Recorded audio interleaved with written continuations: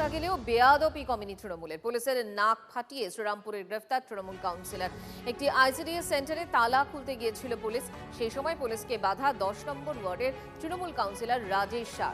দুপক্ষের মধ্যে বচসার মধ্যে এক এএসআই এর নাক ফাটিয়ে দেন তৃণমূল নেতা। তারা এখন বিদেশি হয়েছে, ওরা ওই ঘরটাকে দখল করতে গেছে। ওখানে আমাদের হেলথের সব মালপত্রগুলোও আছে। এই নিয়ে হয়েছে, ঝামেলা হয়েছে, যা হয় একটু শৃঙ্খল হয়ে এইটুকু। আবার পুলিশের যেটা অভিযোগ, যেটা কি পুলিশের গায়ে হাত দেওয়া হয়েছে? না না, এরকম না, হয়তো ঠেলাঠেলিতে হয়তো হতে পারে, সেটা আমি জানি না। কিন্তু আমি যেহেতু দুটো ওয়ার্ডে লিড দিয়েছি, ওয়ার্ড নম্বর 9 আমার মিসেসের আর ওয়ার্ড নম্বর 10-এ, সেই একটা বিজেপির ওখানকার রাগ আছে।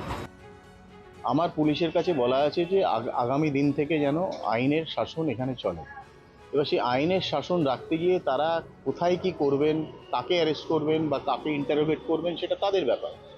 এখানে বিধায়ক কোনো ইন্টারফেয়ার করবে না। বিধায়ক বলে দিয়েছে যে যেরকম আপনাদের কাজ করার সেটা আপনারা করবেন। মানুষ চায় শান্তি, এলাকায় যেন শান্তি থাকে।